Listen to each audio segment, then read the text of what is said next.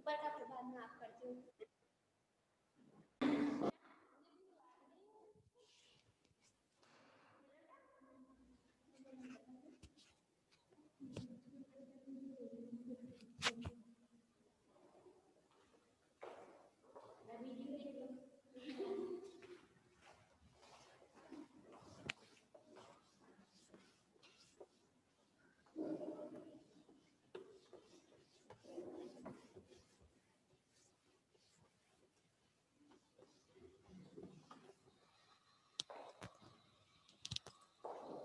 Good afternoon, everyone.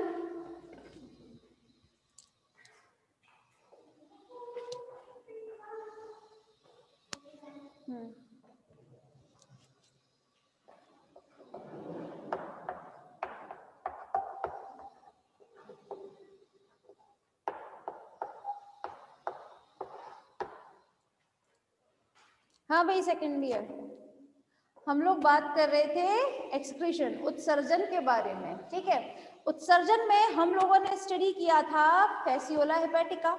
ठीक है, आज हम बात करेंगे टीनिया सोलियम के बारे में। ठीक है, तो टीनिया सोलियम जो है वो भी तो क्या है, फैसियोला हेपेटिका की तरह से ही एक अंतः परजीवी है। तो अगर आप लोगों को फैसियोला हेपेटिका क्लियर था तो आप इसे भी इजीली समझ सकते हैं। ठीक है,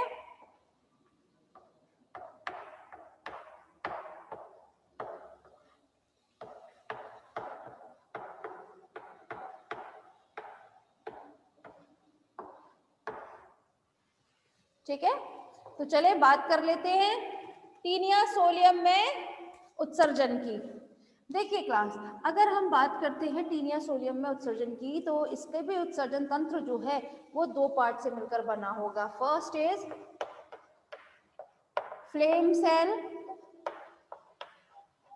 मतलब ज्वाला कोशिकाएं,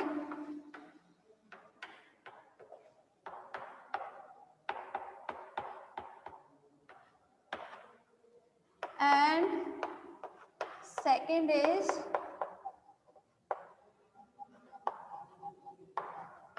एक्सक्रीटरी डक्ट, मतलब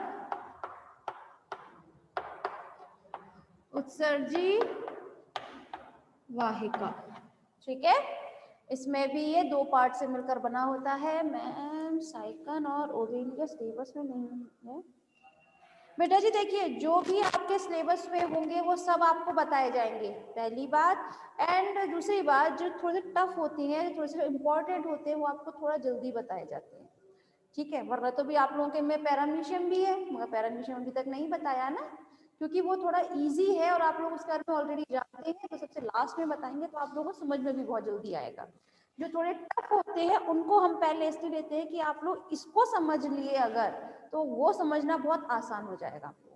ठीक है, ठीक है संतोषी।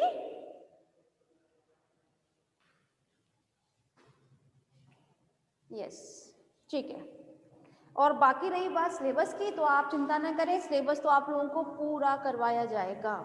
ठीक है, क्योंकि सिलेबस कंप्लीट कराने की रिस्पॉन्सिबिलिटी मेरी है। ठीक है ना, तो आप लोग तक पहुंच जाएगा सिलेबस, तब आप मुझे बताइएगा। वैसे आप लोगों में होगा तो डेफिनेटली बताया जाएगा, वैसे मुझे याद नहीं है इतना। ठीक है ना, चलिए बात कर लेते हैं। तो अगर हम बात करें टीनिया सोलियम में उत्सर्जी तंत्र की, तो उसका उत्सर्जी तंत्र जो है वो दो भागों से मिलकर बना होता है, ज्वाला कोशिकाएं और उत्सर्जी वाहिकाएं। ज्वाला कोशिकाओं की अगर हम बात करते हैं क्लास, तो जो हमने फैसियोला हेपेटिका के बारे में पढ़ा था, सिमिलरली आपको टीनिया सोलियम में भी एज इट इज देखने के लिए मिलेगा। चलिए एक डायग्राम देखते हैं हम।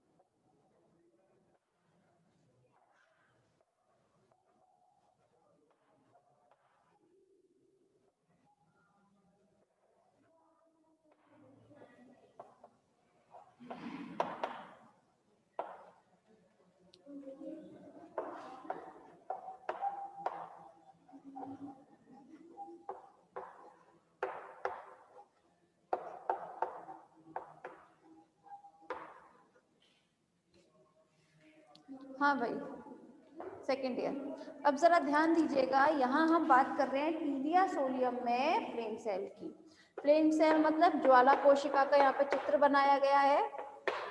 अब जैसे हम लोगों ने फैसियोला हेपेटिका के बारे में स्टडी किया था, सिमिलरली आपके टीलिया सोलियम में भी है।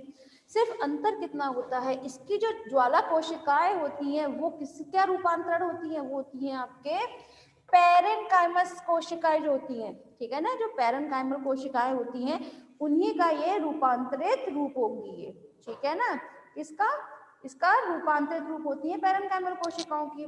इसमें बीच में एक केंद्रक उपस्थित होगा जिसके चारों तरफ क्या निकले रहते हैं, कुछ प्रवर्ध निकले रहते हैं जिन्हें हम बोलते हैं कूटपादीय प्रवर्ध, स्यूडोपोडियल प्रोसेसेस, ठीक है। ये जो प्रवर्ध निकले हुए हैं, आउटग्रोथ जो निकले हुए हैं, ये किस फॉर्म में होते हैं, स्यूडोपोडियल फॉर्म में होंगे, जिसके बीच में एक गुहा उपस्थित होती है और ये गुहा जो है उसमें पाया जाते हैं कुछ सीलिया। सीलिया का उद्भव कहाँ से हुआ होगा, बेसल ग्रेन्यूल से, पहली बात। और दूसरी बात, ये जो सीलिया होते हैं वो इसकी गुहा में ऐसे लटकते हैं, कुछ इस टाइप से लटकते रहते हैं और हमेशा इस तरह से लगते हैं जैसे दीपक में लौ जलती रहती है, ठीक है ना। तो इनकी संरचना जो है, जब ये इस तरह झूलते हैं इसकी कैविटी में, तो ऐसा लगता है जैसे कि यहाँ पे कोई दीपक जल रहा है। इसीलिए से हम क्या बोलते हैं, ज्वाला कोशिकाओं के नाम से जानते हैं, ठीक है।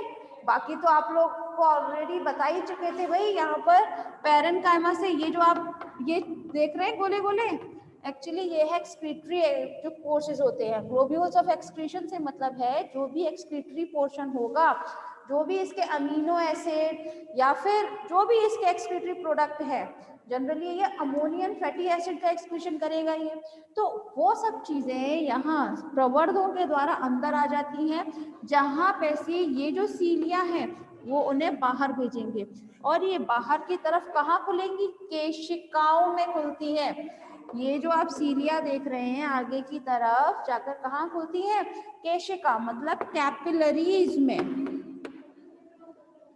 ठीक है। आगे जाकर कहाँ खुलती है, कैपिलरीज में खुलती हैं, ठीक। स्ट्रक्चर तो आई थिंक आप लोगों को क्लियर होगा सेकेंड ईयर, क्योंकि जितना फैसियोला में बताया था सेम है, उसको बार बार रिपीट करने से कोई मतलब नहीं। सिर्फ और सिर्फ अगर आप अंतर की बात करें तो दोनों की सिर्फ और सिर्फ आंतरिक संरचना में अंतर आप लोगों को देखने के लिए मिलेगा। तो चलिए आंतरिक संरचना देख लेते हैं इसकी हम।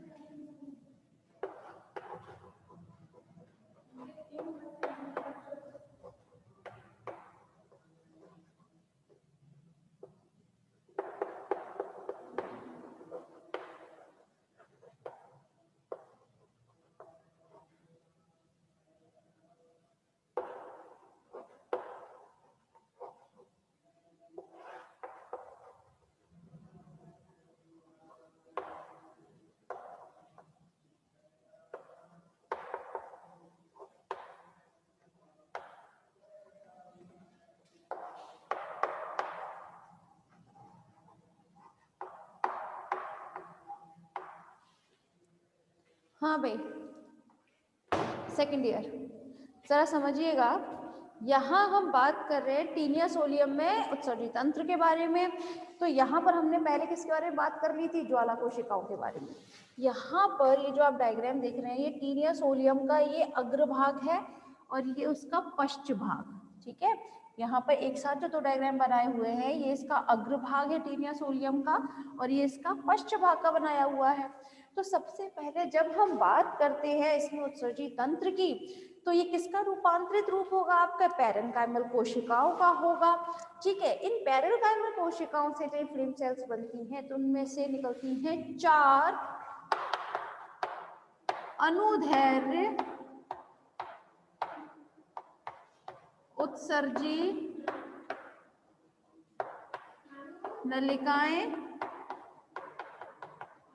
ठीक है। 4 अनुदैर्घ्य उत्सर्जन नलिकाएं निकलती हैं। ये 4 अनुदैर्घ्य उत्सर्जन नलिकाएं जो होती हैं, ये लेटरल रीजन में रहती हैं। कहाँ पर रहेंगी?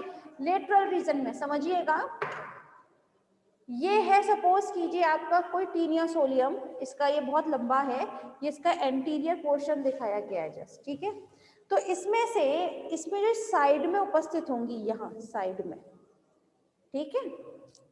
मगर ये लेटरल रीजन में उपस्थिति के आधार पर जब हम बात करते हैं, तो इनमें से 4 जो बताई हैं वो कैसी हो जाएंगी? 2 पृष्ठ भाग पर हो जाएंगी और 2 अधर भाग पर, ठीक है।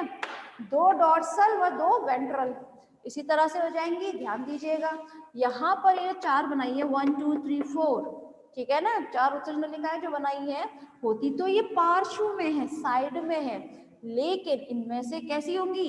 ये 2, ये जो आप देख रहे हैं जो डार्क बनाई हुई है, ये है आपकी वेंट्रल, जो इसके नीचे अधर वाले भाग में उपस्थित है, उन्हें हम बोलते हैं वेंट्रल वेसिकल, ठीक है। वहीं ये जो आप देख रहे हैं संरचना, ये है आपकी डॉर्सल। डॉर्सल में 2 नलिकाएं उपस्थित होती हैं और 2 आपकी वेंट्रल रीजन में उपस्थित होंगी।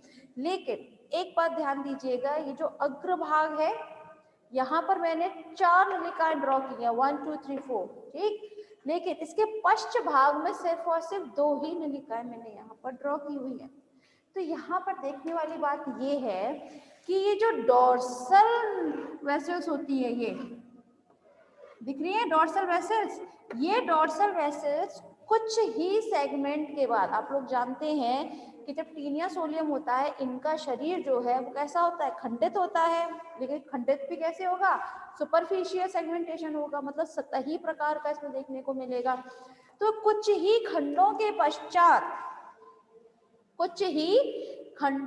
पश्चात ये कैसे हो जाते हैं? ये डॉर्सल वाली जो है वो अदृश्य हो जाएंगी। क्या हो जाएंगी? अदृश्य हो जाएंगी। लेकिन ये जो डार्क बनाई हुई है वेंट्रल, जो अधर हिस्से में है, वो इसके पूरे पोस्टीरियर रीजन तक जाती हैं, ठीक है ना। कहाँ तक जाएंगी? इसके पश्च भाग तक जाती हैं, ठीक। यहाँ पर होती तो ये 4 है, लेकिन इनमें से 2 जो पृष्ठ भाग में होती है वो अदृश्य हो जाती है कुछ सेगमेंट के बाद। लेकिन ये जो 2 नलिकाएं होती हैं, जिन्हें हम बोलते हैं वेंट्रल, जो अधर भाग में उपस्थित होती हैं, ये इसके पूरे पोस्टीरियर रीजन तक जाएंगी, यहाँ तक, ठीक है ना। जब ये यहाँ तक जाएंगी, यहाँ पर इनको हमने नाम थोड़ा सा अब चेंज कर दिया, यहाँ पर था वेंट्रल, यहाँ पर कर दिया है direct lateral longitudinal excretory canal. ठीक है, अब इसमें अंतर समझिएगा ऐसा क्यों किया गया। थोड़ी देर पहले बताया था कि इसमें होती तो यही है, लेटरल लॉन्गिट्यूडिनल एक्सक्रीटरी कैनाल ही होती है। ये चारों को ही नाम क्या दिया जाता है, लेटरल में उपस्थित होती है ये लॉन्गिट्यूडिनल एक्सक्रीटरी कैनाल होती है, बताया था यही चीज आप लोगों को। लेकिन अभी चारों जो उपस्थिति होती है मतलब दो डॉर्सल, दो पृष्ठ पर होती है, दो अधर भाग में होंगी, है ना। तो इसलिए यहाँ पर मैंने डॉर्सल व वेंट्रल लिखा था, लेकिन होती तो ये लेटरल में है ना। तो इसीलिए अब जब यहाँ पर सिर्फ ये दो ही रह गई हैं, तो इसीलिए अब इन्हें यहाँ पर हमने ओरिजिनल नेम से लिख दिया है। ठीक है ना, क्या है, लेटरल लॉन्गिट्यूडिनल एक्सक्रीटरी कैनाल। ठीक है, अब ये लेटरल लॉन्गिट्यूडिनल एक्सक्रीटरी कैनाल जो है वो आगे जाकर कहाँ खुलेंगी, कॉर्डल वेसिकल में। ठीक है, लेकिन क्लास अभी इसके बारे में बाद में बात करते हैं, पहले अपने फर्स्ट डायग्राम के बारे में बात कर लेते हैं। ये जो चार आप देख रहे हैं, dorsal vesicle and ventral vesicle, ये फोर वेसिकल्स जो हैं आपस में कनेक्टेड रहती हैं, किसके द्वारा, ट्रांसवर्स वेसल्स के द्वारा, या फिर ट्रांसवर्स कैनाल आप कह सकते हैं। अगर आप लोगों ने फेसियोला का याद है तो उसमें भी ट्रांसवर्स कैनाल के द्वारा ही तो एक दूसरे से वो थी, कनेक्टेड थी ये। तो इसमें भी जो कनेक्शन होता है वो किसके द्वारा होता है, ये ट्रांसवर्स कैनाल के थ्रू ही इसमें कनेक्शन रहता है चारों में। अब यही चीज अब जब हम बात करते हैं इसके प्रोग्लॉटिड रीजन में, मतलब प्रोग्लॉटिड जो क्षेत्र है, जब हम इसमें बात करें तो यहाँ पर सिर्फ और सिर्फ दो ही कैनाल आपको देखने के लिए मिलती है, जिन्हें हम बोलते हैं लेटरल लॉन्गिट्यूडिनल एक्सक्रीटरी कैनाल, जो आपस में ट्रांसवर्स कैनाल के थ्रू ही कनेक्टेड रहती हैं और लास्ट में आकर खुलती हैं कॉर्डल वेसिकल में। या मैं ये कह सकती हूँ कि ये बाद में क्या आकर बनाती है, कॉर्डल वेसिकल का निर्माण करती हैं। ये कॉर्डल वेसिकल जो होती है ये कहाँ खोलेगी, एक्सक्रीटरी पोर, मतलब उत्सर्जी छिद्र में आकर खुलती है। सॉरी, कहाँ खुलती है ये, उत्सर्जी छिद्र में आकर खुलती हैं। एक्सक्रीटरी पोर को हम क्या बोलते हैं, उत्सर्जी छिद्र, जहां से जो भी इसका एक्सक्रीटरी प्रोडक्ट होगा, जो भी इसका उत्सर्जी पदार्थ है, वो इस छिद्र के द्वारा बाहर निकल जाएगा। ठीक है, तो मैकेनिज्म तो हम बाद में बात करेंगे, पहले आप लोग मुझे ये बताइए, ये दोनों डायग्राम क्लियर है सेकेंड ईयर? यस, अच्छा तो पहले का, अच्छा गुड। चलिए फिर अब बात कर लेते हैं आगे क्रिया विधि की।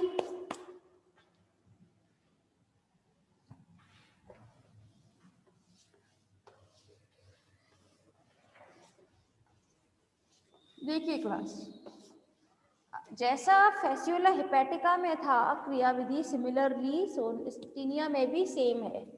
ठीक है,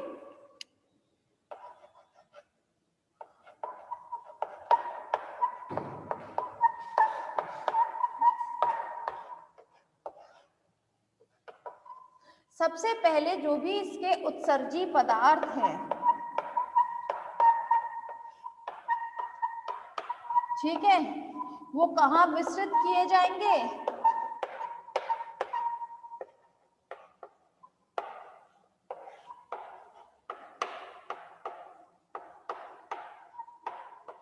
पैरेन्काइम कोशिका में, क्योंकि क्या बताया था इसमें जो फ्लेम सेल्स है वो किसका रूपांतरित होती है, पैरेन्काइम कोशिकाओं की होती है।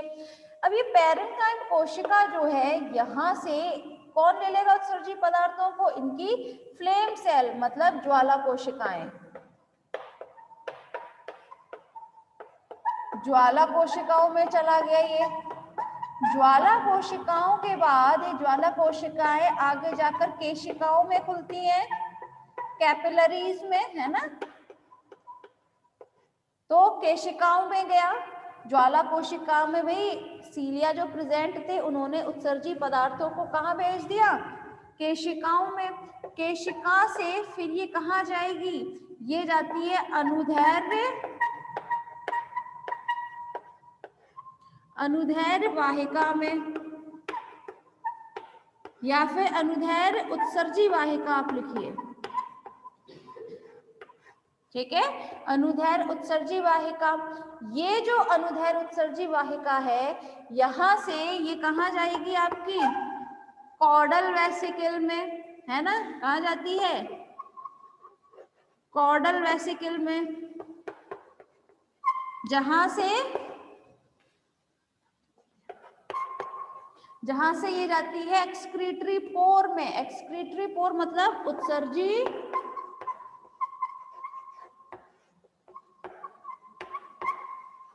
छिद्र में और उत्सर्जी छिद्र से बाहर।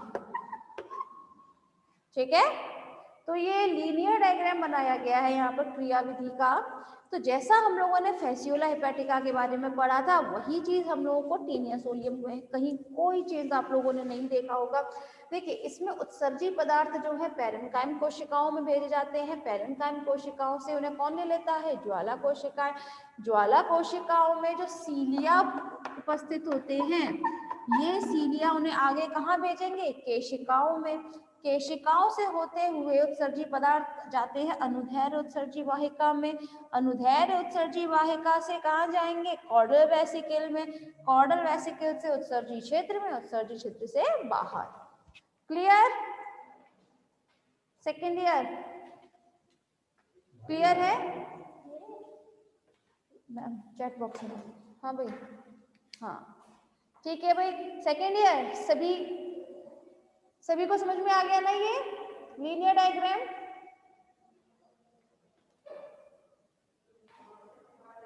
देखिए अगर जिसको भी रिपीट कराना है पहले ही बता दीजिए, एक बार रफ होने के बाद फिर दोबारा नहीं बताएंगे। बताइए जिसको कोई भी परेशानी है, एनी काइंड ऑफ प्रॉब्लम, आप बताइए। समझ में आ रहा है? चलिए फिर तो क्लास पहले आप लोग रिजॉइन कर लीजिए।